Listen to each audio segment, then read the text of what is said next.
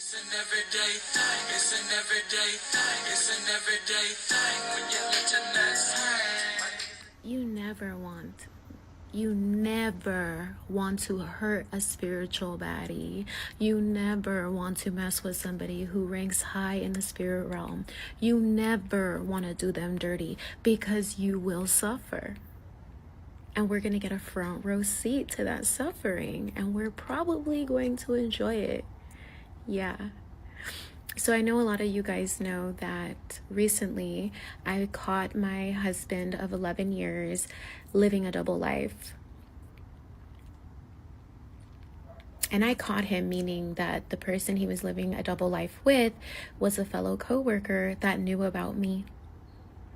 And they would talk to each other during work hours, hang out at lunch. He would pretend to go to like work events. He would be going to hang out with her. So what I did was I meditated on it one night. I said, something's wrong. Like, my marriage is good, but I feel like something's off. Can you please show me what that is? Can you please tell me what that is? And you know what I heard in my head? I heard, just send his iMessages to your iPad. So what did I do? I did that at like 2:33 in the morning. I did that one night. And guess what? By 10 a.m., I had a whole conversation with them from like 8 to 10, from like clocking in till 10 a.m. when I decided to get up that morning. So I had all the proof that I needed. So I sent him the text messages and I said, when you get home, I want you to leave.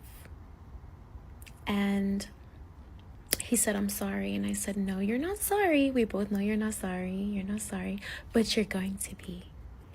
So since he was having a little work situationship, I sent those messages to his work, his boss and human resources. So this happened Thursday. He goes to work from Monday through Friday last week. Really, really stuck in his ego, really cocky. Didn't care about my feelings, right?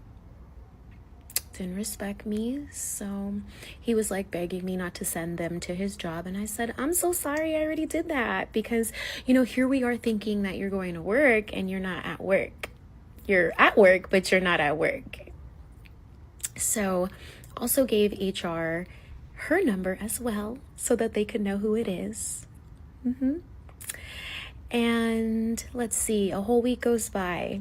So I find out Thursday, the previous week. He goes to work Monday through Friday. He goes back to work this Monday. He comes home and he's fired. Him and his work situationship both got fired. I wasn't seeing any divine justice, so I did some justice work last night. I told my guides, this is what I would like, but, if that's not in my highest good or in his highest good, then I grant you full range to bring me divine justice however best you see fit. And today, they both got fired. And of course, she texted me trying to threaten me that I'm going to get fired. And I said, oh, honey, I'm actually a good person. Unlike you, I go to work, not to hoe. But that's cute. And she said, you messed with the wrong bitch. And I said, no, I think that's what you're experiencing right now. God damn, that's cold. Look, man. Work relationship. That's why you can't have no work wife. I seen this nurse guy today, and I seen the nurses, and I was just like, I said, man, he better not. He a black guy. I said he better not. They gonna bury his career. He better not think about hitting on one of these white women, because he worked with nothing but white women. It wasn't nothing but white women on that floor. So I was just like, man, yeah, he better chill out.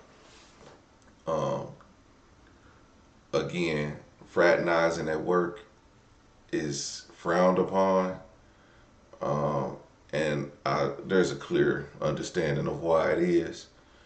But most relationships begin that way.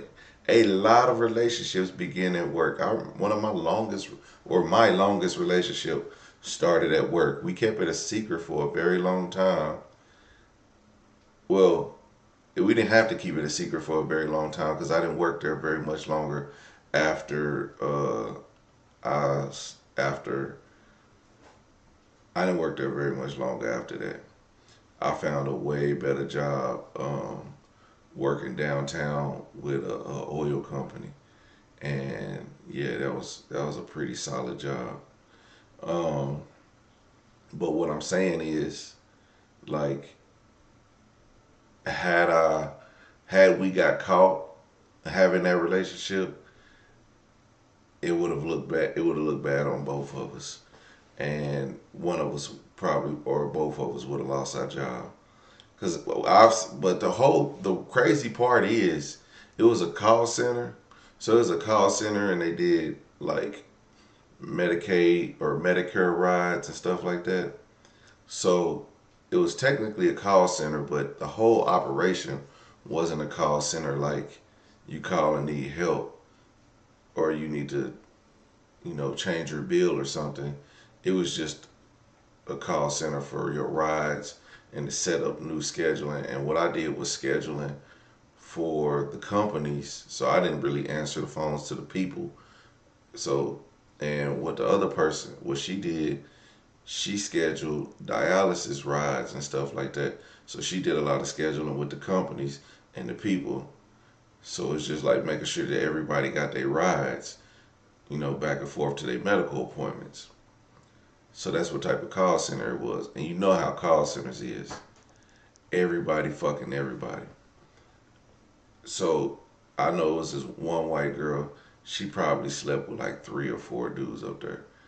And then everybody's business. Oh yeah, she met. I met a guy at work at a call center who worked in different departments. See, them call centers be like, ooh, um, them call centers be wicked. It was another girl. You know how you be knowing everybody business.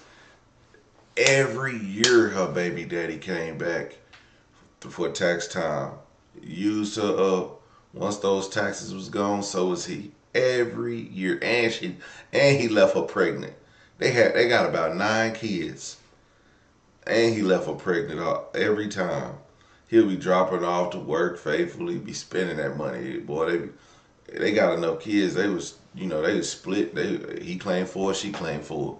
I'm talking about racks on racks on racks, and they kept making babies. And I was just like, girl. And she was just too pretty to be that dumb. But who else? I mean, it was a lot of shit going on. It was a lot of shit. Actually, I ain't gonna lie. I messed with a few girls up there at different times though. But see, I kept my stuff private. Like I didn't talk about it with no other coworkers, and most of the girls came. One of the relationships wasn't even a real relationship. Like we just liked each other, and then we started going out to lunch. But then when people started talking, we was like, hell no. So we just stopped doing all that shit. And but I had quit, and I started talking to the other girl, and then I started talking to the other girl before I quit. And then when I quit, later down the line, people started to find out because, she'll drive to work in my car. Like, is that PJ's car? Yeah. So that's how it happened. But let me know what y'all think about this crazy situation. Was she wrong for sending that text message to the group, or did they deserve it? She and also her husband of 11 years.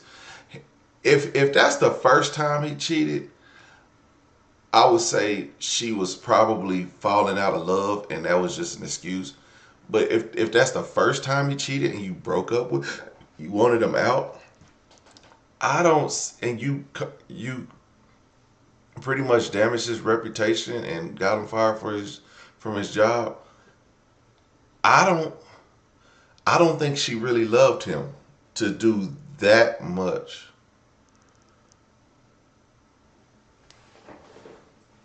I don't think she loved him that much to do that. I think she was, whatever she was up going through, she was over it, and that was just her way out. That was her saying that's her way out. And but that couldn't have been his first time messing up. I don't think you throw away your marriage like that, you know. But yeah, make them suffer.